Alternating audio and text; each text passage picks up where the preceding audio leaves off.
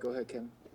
Marcelino, what was it like watching last year? Obviously, going through the injury and the rehab and seeing the team's success. I know you must have been happy in some respects, but there's probably a part of you that feels like you wish you would have been out there contributing. What were the emotions like for you? Yeah, of course, I wish I would have been able to contribute. I've had some battles with my trainer, Jacob Laverman. And I would tell him, I think around Wisconsin. No, it was Michigan State for sure. Um, I don't know how far out I was on my surgery, but I wasn't too far out.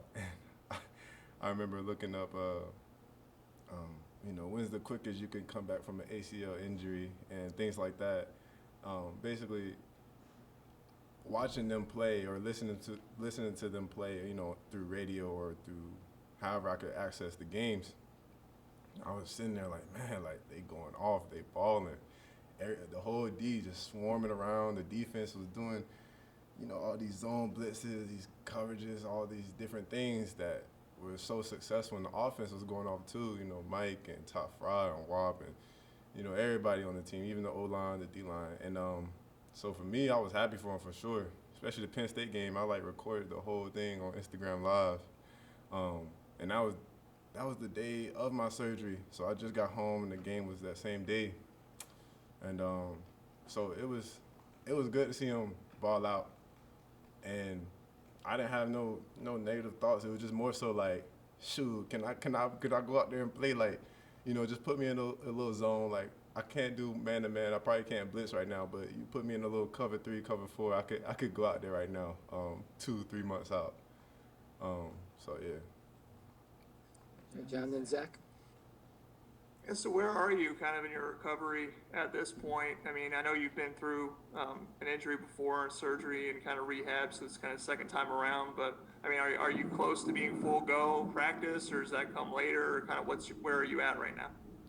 It'll come later. I'm pretty far out. I think. But as far as practicing with the team and doing team specific things, I think that'll come a little later. But it's all good though. Like the stuff I'm doing with my guys, like me, Sam Dogstrip, and I'm drawing a blank. I'm drawing a blank. But my other O line, man, that's so messed up. Oh, Khalil Benson, my bad. Yeah, us three. So we had our surgery on the same day, and so we're basically on the same time frame. So when we train with Jacob, we train hard, and we'll be back when it's time to come back. Zach, then Dylan.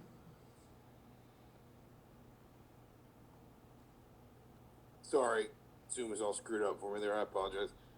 Marcelino, I guess people have asked you this in different ways, but I mean, just especially as you get closer to being able to just kind of do everything, no restrictions, whatever. Just is it strange ever just looking around and thinking, I'm maybe the oldest old man of the group now in terms of there's not anybody in here who's been around as long as I have. There's not anybody in here who's seen as much as I have. Just kind of what's it like being the guy that literally everybody else kind of has to look up to from an experience perspective? I used to think like that. Like my senior year, my true senior year, I think that was 2019. I used to be like, dang, man, I'm old. I was only, 19? And that really messed with my head. Like, you really, I seen it a lot, players. When I was even a young underclassman and the seniors at the time would be like, man, I'm so old. Like, I'm an old head, and that's what it's called. When you've been here so long, fifth year or fourth year or fifth year, that's pretty like much an old head. And you walk around like, dang, I'm old. I seen all this. And that stuff really get in your head. Like you'll start moving like an old man, So, 2020, going into that season, I kind of flipped the switch as far as like, I'm 21 years old. I just turned 21. On my fifth year, typically fifth year guys are like 22, 23. So I changed my perspective as like me being an old head. I'm only 21 years old, you know what I'm saying? So now I turned 22 on the 23rd. I'm still young, you know what I'm saying? So like as far as my experience here, yeah, that I've been here a while, like you said. But I mean, I don't really see myself as an old head. You know, I just been here, like, and that's cool. Like, I've experienced it all. I know what it feels like. You know, metaphorically speaking, I know what it feels like when the lights are off. Meaning, like, when we don't have a bowl game, when we go 5-7, when we go, I think that's the worst I've ever experienced. But 5-7 is pretty terrible. You know, I know how it feels when the lights are off, when we barely beat Ball State. No disrespect to Ball State, but you get what I'm saying.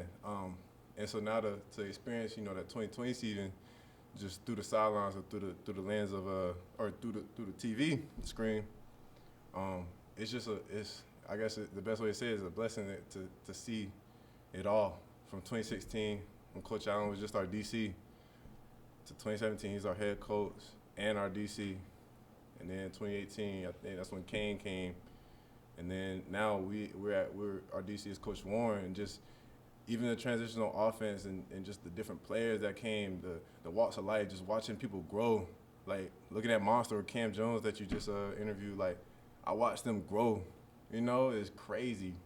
But as far as being here so long, like that don't really faze me, 'cause everybody time gonna come.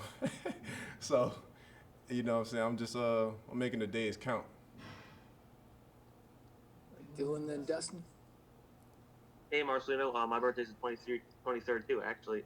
But you know, when we talked to you last fall, you mentioned how you were just in a pretty good space mentally, especially after going through some tough spots. I guess, you know, as a leader on the team, especially through last season, where with the guys and everything they had to go through with COVID and everything, playing through that, did you feel like since you had kind of put yourself in a good space and you went through some things that, you know, you were able to kind of help certain guys if things got difficult at times? Could you repeat that? Like, I listened, but I couldn't really grasp what you were trying to ask. Yeah. Last fall we talked to you. You mentioned how you were in a good space mentally after going through, you know, some things that you were able to kind of be positive, and just, you know, with the team playing through the COVID season, things maybe could have gotten tough. Did you feel like you could help some guys, especially because, you know, you were in such a good space and you kind of knew how to work through things? Yeah, most def. Being injured or having a season injury, you could always give a guy perspective.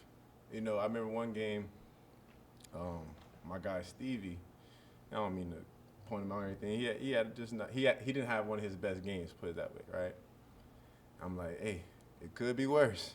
And I'm smiling. He's down. He's like, dang, man, have a good game. I'm like, it could be worse, buddy. You know what I'm saying? Like, and all I was saying in that is just like, you could have had no game at all. Either like me, you know what I'm saying? So, and that was probably like the more extreme probably conversation I had, you know, if a guy had a bad game. But other than the COVID, I feel like our guys, they handled it well. You know, it was sometimes a hassle, especially in the beginning, you know, with the up and down in the summer and going into the fall. But once the season came, I think guys handled it well. But when it came to, you know, bad practice or bad games, I'm like, I could shut it down with it could be worse. 4 words. You know what I'm saying? Could be worse. All right, Dustin. Marcelino, obviously the scheme isn't necessarily going to change with the new defensive coordinator, but what you on, Carlton Warren so far, how do you think you fit in with what he wants to do, and how much you've been able to kind of bond with him and get a understanding of him so far? I'm so sorry. I like zoned out. Could you ask it again? Yeah. What's your read been on Carlton Warren so far? Yeah. Nah, he's been a cool guy. He's been a cool guy. He came in with that energy. The best thing I heard him say, I think he said it yesterday or the day before, he was like, no one has a job, you know, talking about the defense and talking about positions, you know, nobody has their job. And he said, including me, he was talking about himself. And that really I feel like that stuck with the players, like, oh, like he getting up every day to work because he knows somebody wants his job, and that's true. You know, there's somebody, you know, in the coaching field that wanted to be the DC here, and he's got the position he's put himself in the position to be the DC here, and he gonna make sure that he keeps his job. And so that means he's gonna make sure his guys, us, are gonna be ready. And as far as the defense that he's bringing out and plotting with the staff, it's looking good. Like, it looked good, to put it that way. All right, John, and then we'll wrap up with Zach. Just in terms of your decision making and coming back, I mean, I guess the one fortunate thing about this past season is that everybody got an extra year. I mean, how automatic was it for you once you got hurt and you knew it was an opportunity to come back? That like, I'm going to come back, and, and take that chance, take an opportunity. Yeah. Best way I could summarize that is as much as nobody wants an ACL, nobody wants a season-ending injury, right? Stub toe, a little messed up shoulder. People play through it. People get through it. Season-ending injury, that is, especially for seniors, it's fatal. That's pretty extreme. But you get what I'm saying. So as much as, it was sad and like, man, like being able to be a part of that 2020 team was so, like, it hurt and everything like that. It like made me think like how like last year, for a potential fifth year anywhere in the country in college, or just the number of players the players the previous year that got hurt and had a season-ending injury and was a fourth year, fifth year, and they didn't have no 6-year opportunity because of the NCAA allowing it and everything like that. Like I had like what I'm saying, like I had to take advantage of that. Like that doesn't happen. So it's a blessing in disguise, I guess. I appreciate it. So having that opportunity to come back or having that opportunity in my back pocket was great to have, because I know not too many people would have had that, or even going forward, All right, Zach, last one.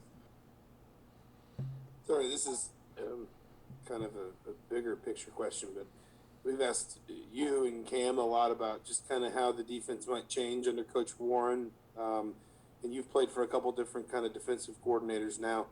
I guess what in your mind has stayed the same? Because I know that in the same sort of breath, it's still Coach Allen's defense. It's the one he brought when he was defensive coordinator, obviously, before he was head coach. I mean, what do you think are kind of the things that kind of remain fundamentals, I guess, about this defense, even as maybe different coaches or coordinators or even players maybe, tweak it a little bit in different ways?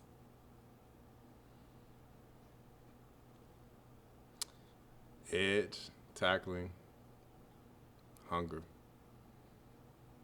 You know what I'm saying? Or takeaways. And takeaways is the big thing, Those are the fundamental things. No matter what DC comes in, or coach comes in, Coach Warren's the guy. Man, that's it. Edge, tackling, takeaways. That's what we live by.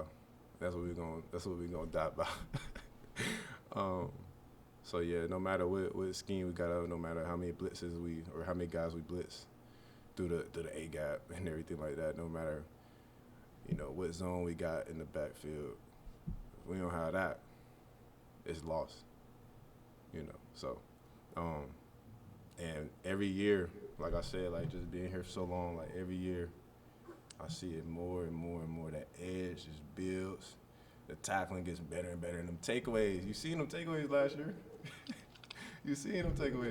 So it's just more and more. So, yeah. All right, thanks, Lino. I appreciate y'all.